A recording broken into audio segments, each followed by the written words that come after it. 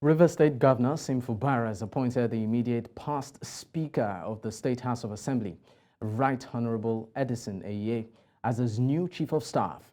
Eye had on Sunday night resigned his position as Speaker and also vacated his seat as member representing Aho Adak East Constituency 2 in the River State House of Assembly.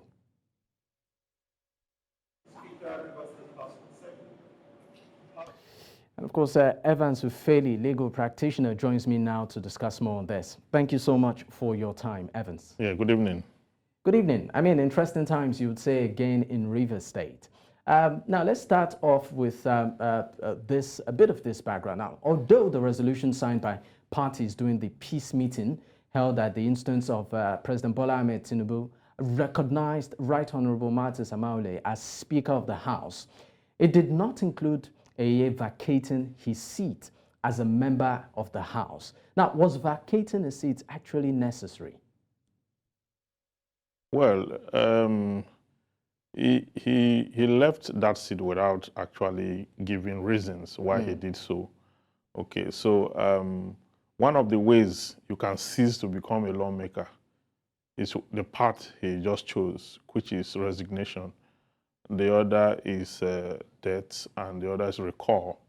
Okay, so he has taken that path to exit the House by resignation. No proper reason was given up until when we got the information that he has been appointed by the substantive governor as the Chief of Staff. Was this move actually, seen happening? That's the Speaker being made the Chief of Staff. Was it predicted? Because we know that the governor actually did replace him with the former Chief of Staff, that's Honorable Chidi Amadi, who is actually a kinsman to the former governor of the state, Nyesom Wike, who is now the Minister of the Federal Capital Territory. Now, I mean, was this seen, and what does this also reflect in terms of the political landscape in the state? Well, what I think is that the battle for supremacy has just begun in that state. Because I said it at that time that the president's intervention was unnecessary in the manner it did by, putting up an agreement or what you call a document for which they all signed in order to circumvent the provision of the Constitution as predicated in Section 109. Subsection 1G of the that already state the agenda as to what should go on. Now it appears that Fubara is putting his act together. What he's trying to do right now, even though that may not be fully understood, but this move for me seems to be that he wants to get his own man in that position of the Chief of Staff, which is very critical. We have seen that Edison is part of his loyal person in that discourse. So what he's trying to do is to put his own blocks together. If you look at the statement he made also, not too yesterday or today, when he was talking about the people trying to take away the red biro from him, but the red biro is still with him. It's more of a proverbial statement. Is it the stand of the governor seems, is it really clear-cut? Because the governor has also said that the agreement should be respected, even though at the same time we are seeing moves by the governor that sort of defy stance of his predecessor. Yeah, that agreement, even though the governor has said repeatedly that he agreed to the terms because there is no price that is too much to be paid for peace. And I say, what peace exactly? I don't like the way the governor had put himself out there, given that he has a lot of supporters. The people are behind him, and a quite number of the political actors are also behind him, and the other statesmen of that state are behind him. But he has not been able to put himself properly together, because in one breath, he's embracing an agreement that is completely at variance with the Constitution. The Constitution already stated what should happen. Section 1, Section 1 of the 1999 Constitution says this Constitution is supreme, and these provisions have a binding force on all persons and authority throughout the Federal Republic of Nigeria. Section 1, subsection 3 says, if any law is inconsistent with the provision of this constitution shall prevail, and that other law to the extent of its inconsistency shall be void. So any agreement, any writing anywhere, or whatever it is they put together to circumvent the provision of the constitution would not stand the test of time. That agreement have no probative value. Even if the governor embraces and accepts it and sign it, it still does not have a probative value. So are you saying that the 27 lawmakers who defected, and the agreement still says that, or that the governor assented to says that they still retain their seats in the House? So are you saying that maybe they're there illegally? In the eyes of the law, their seats are vacant. They are there illegally. And to the extent of that inconsistency, their occupation or flaunting themselves as lawmakers is to the extent of its inconsistency void. Because if you look at Section 96 of the Constitution, you see that the 4 members that are now 3 in question, they are the rightful and legal lawmakers of that state in the eyes of the law. You understand? And when the Constitution say one-third of that particular member can make a quorum, what it means is 1/3 of the lawmakers. The 27 are no longer lawmakers. So 1/3 of the 3 left can pass a resolution. And that is exactly what it is. That is the substantive member of the House of State, House of Assembly in Rivers State, as we speak now. I've heard people talk about the fact that because the 27 are not there, therefore the decision of the 4 or the 3 of them will not stand. I might say, no, go and read Section 96 of the Constitution. Section 96 of the Constitution is so clear about the fact that it did not mention the number. It said the members of the House of Assembly, who are the members of the House of Assembly as we speak right now. There are the 4 members that is now short of 1, which is 3. Whatever decision they take will be binding, and it forms quorum if 1/3 of that 3, reach a resolution. I mean, it looks like right now the whole situation seems to be at a conundrum because, I mean, there's an agreement that, was signed, of which the governor, assented to it, talking about the 27 defected lawmakers, and then there's what the law says. At this point, what do you think should be the position of, will I call it right now, the judicial system, in handling this particular matter? Because even if you had to go back to the intervention of the president, the presidency has said, look, the president was actually invited, was appealed to sort of look into the matter. And it was more like a gentleman's agreement. So in all of this right now, moving forward, what is substantive? Dispute arising from political disagreement and disputes. The president of the country does not have jurisdiction. Even if it was beckoned on to intervene for the sake of peace. Yeah, he can be beckoned on moral grounds, not when the constitution of the country already spelled out what should happen in the case under reference. The case under reference was envisaged by the constitution, and the legal solution have been, drafted in the constitution thereof. So when we talk about judicial review under the law, when there's a dispute between members of the House, you submit yourself to the court for judicial review. And that's what it is. You don't submit yourself to the executive, okay? Because you see, the Speaker of the House of Assembly was elected just like the president.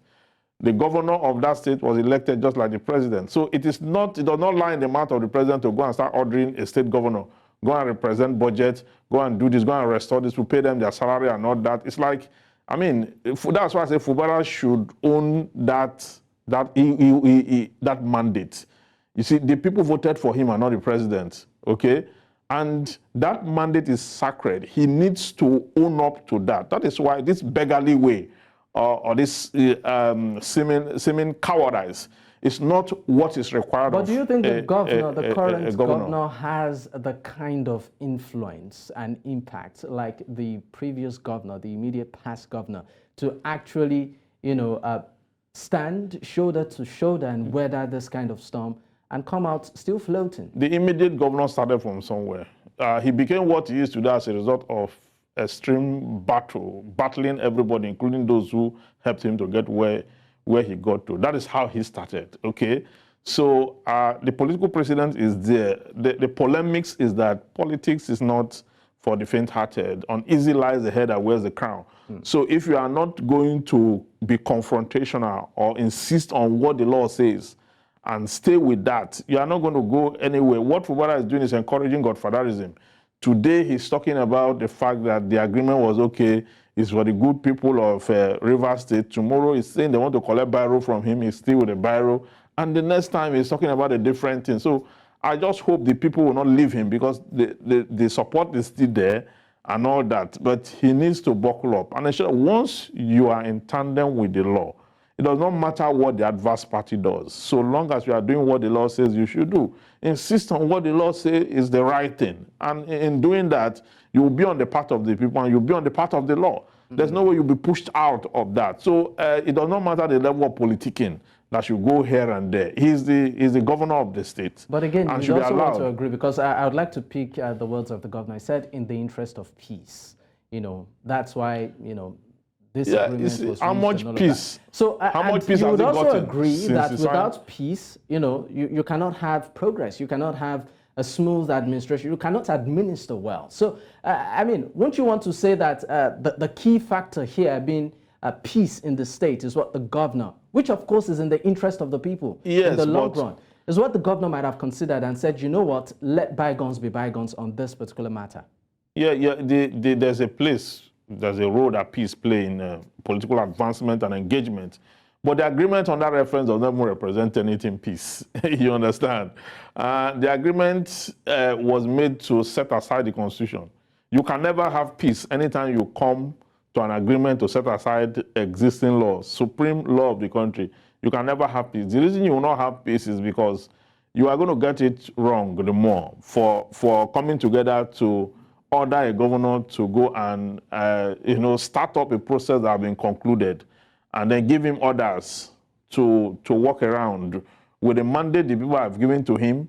He's supposed to govern the people according to law, not according to some funny agreements here and there where he's been tossed to and fro like an errand boy to go and do things and all that. And then he's signing the signature there, and the people are coming around and saying they have gotten is a way to peace.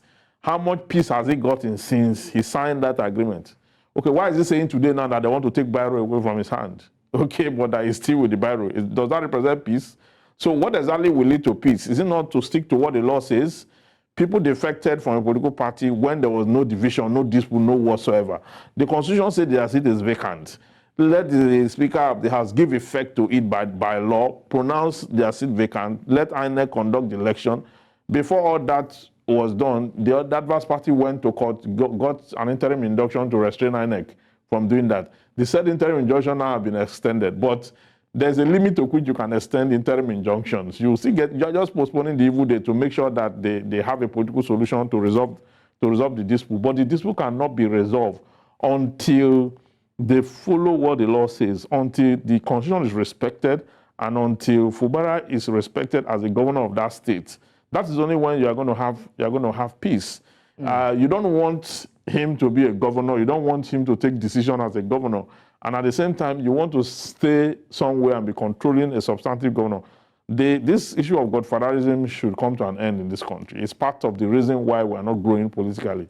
So and I think it's so unfortunate. On this particular issue, right, there's the aspect of people reading it along, you know, the Godfatherism, well, I call it theme right now. And also some are saying that it has some sort of ethnic undertone.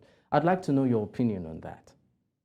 Well, if you are talking about ethnic undertone, I mean, Rivers State is polarized with different ethnic groups, okay? And this is the first time the Jaws are in the mainstream in terms of the governorship and all that. And they are not taking it lightly, okay? They feel that it is their own time to also lead the state, okay? Because they are an integral part of the state. And whoever is somewhere remoting that cause to ensure that the governor is not a man of his own, does not have a mind of his own, or is being controlled here and there, is going to get it very tough and rough with the people, because the people will rise against such, okay? And the fact that what they are doing is a violation of the Constitution, and the Constitution they took an oath to defend, is the more reason why the governor ought to stand on his feet and said, enough is enough. okay, that this state must be governed on the precept of law and nothing more. So whoever is coming with political solution, or what they call it, or influence here and there, Godfatherism and the rest of that, it's not in the interest of the people of River State, okay? That which is the interest of the people of River State, is what the people and the governor should encourage, so that the state will have the dividend of democracy, and this unnecessary distraction will not be there. The governor must have a mind of his own and descend as a governor and act as a governor. That is what is required from him, not this lukewarm, cold today, hot tomorrow and all that. That will lead to no peace whatsoever. Okay, now talking about peace, let's, of course, backtrack a bit to the former governor, the person of the former governor, Nyesom Wike. He has made countless references to the word structure, respecting the structure in the state, and that that structure is some sort of ladder that, you know, has helped quite a lot of people climb. And for that reason, you shouldn't destroy that ladder, which is the structure. Now, let's look at this vis-a-vis, number one, the influence of the former governor in that state, even with all of the drama currently happening, and the influence of the current governor, if at all he has the ability to dismantle that structure. Well, the truth is that the current governor is not and has not dismantled any structure. The previous governor, you know, what he did was he made almost all the appointments, okay, for the substantive governor. And the quarrel started from when the substantive governor decided to take and make his own decisions. That's how the whole thing. Where in our law is it stated that you need to sustain a structure whereby an outgoing governor will be the one to appoint commissioners for the substantive governor? It's an aberration, okay? So that should be resisted by all and sundry. It should not happen, because it's a way of entrenching himself as the governor for the third time. And that chain of causation must be broken against the outgoing governor, so that the substantive governor can, you know, take decisions of his own, and then create the dividend of democracy for the people who voted him into power. And that is what is required. That is the best structure, a democratic structure that is recognized by the Constitution. Any structure that have within it the trappings of monarchy, or the trappings of some funny system of government that is underneath and in undercover, controlling and influencing a substantive governor, is of no effect whatsoever, because that is not what the Constitution says. That's why I said that the law is supreme, the Constitution is supreme. So what did the Constitution say? You have your first term, you have your second term, you yield the floor. You allow the governor to now take over. Let him now build on what you have done. Not, I mean, what they are calling structure is one selfish, a very selfish thing, where someone had been governor, had left, he still want to control the state, you know, where the substantive governor is there. That is not structure. That is, to say the least, most unfortunate. If that is called structure by the political language, that must not be the case. We have that across so many states, where you have a governor that cannot take decisions. Okay, he must be remoted from somewhere before, and at the end of the day, the people are shortchanged. So we're saying that is wrong and should not subsist under a democratic engagement. All right, talking about the people, right now it looks like the people or the residents of Rivers State are caught in the middle of all of this happening. What do you think eventually, I mean, where do they stand? What is the political future looking like, particularly for residents and, of course, people staying and living in Rivers State? The people had made they made a statement not too long ago. I mean, last year, before the new year, there was a serious protest across the state. But even in that protest, there was one of them, a youth leader, who came back to even apologize to the president and sort of revoked his statement. Yes, one of them, one among how many? I mean, he was an influential youth leader. Anyway. Yes, an influential youth leader, yes, but that doesn't change anything. The people have made a statement. And in that protest, they actually called on the former governor to allow the subsisting governor to lead, okay? That statement had been made. So whoever is out there revoking statement, that is to no effect whatsoever because the people have spoken. And the yearnings and aspirations of the people must be respected. One of the problems we have in Nigeria is that the people are not counted in whatever it is, the decisions that the politicians take on their behalf, okay? Even when they, they support politicians, when they get there, they don't listen to the people at all. The people must have the dividend of democracy. That is why they came out to exercise their civic responsibility. You said something about the people being left out in decision making. Won't you also want to say to some extent is as a result of the, let's go back to elections, for instance. The current governor of Rivers State was sponsored heavily and hugely by the predecessor, right? Yes. And I mean, from the purchase of form to the campaigns and all of that. And even when it comes to logistics and rallying, quote and unquote, his own sphere of influence to vote. I mean, all of that happened largely because of the influence of the past governor. And I mean, when you look at all of this, and then you look at the role of the people, eventually, wouldn't you also want to say that going back, to how the leaders themselves emerge, the people are sort of, they play little, I don't want to say no role because they vote eventually, but how significant is their impact? Yeah, their role is quite not very significant, but let's get it correctly. The Constitution did not say that a former governor should sponsor the incoming governor. True. What the law says is that if you must be sponsored by a political party. So let's situate it proper. Whether it's the governor that dropped the money or not, it is not the one that sponsored. But that is part of what we are seeing play out right now. No, it's not. It's not Wike. It's not the one that sponsored Fubara. It is the party that sponsored Fubara. Because in Rivers State, it appears today that Wike is PDP. But that's not the truth. The party, that's what the law said, that for you to be a governor, you must be sponsored by a political party, you must be of age, you must, all the qualifications are stated in the Constitution. Okay, so it is wrong for us to say that, because he came out to say bought forms and all that. It is the party that sponsored them. Okay, that is what the law says. Whatever they did that is outside of that is illegal. The party sponsored him. Now, the interests of the party supersede that of individual. That's what they call party supremacy. Now, what is required is for the past governor to allow the subsisting governor to do its job, to govern. You understand? The fact that he sponsored or brought money or the party sponsor does not mean that he will become answerable to the party. That's not the law. The law is that the subsisting governor should be answerable to the people and not the party, but they have turned it around. Okay, and this is an aberration. Okay, because we're pressed with time, just in 30 seconds, what do you see happening in the coming days? Well, what I see happening in the coming days is that Fubara seems to be waking up from his slumber, from his solicited peace, the peace that he talked about, that there's nothing, no price, he cannot pay for it. He has discovered that that is not peace, does not represent peace, can never be peace, because it's from the root of illegality. So he needs to now get his own acts together, face the law, face the matter in courts. Because, okay, if this was actually for peace, why were the matters in court not all withdrawn? That was the first resolution. But those matters have not been withdrawn. I don't think those matters have been withdrawn because not too long ago, after the peace resolution was reached, peace in quote, the adverse party went to extend the interim injunction against INEC from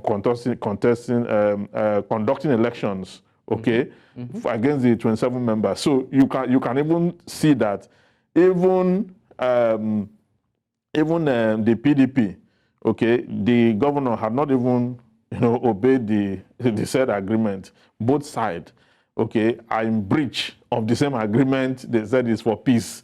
Right. So if you are in breach of the same agreement, it says for peace. So of what use is that agreement? All right, Evans, thank you so much for your time. And of course, we sincerely appreciate your contribution on the show. Evans Ufeli, legal practitioner.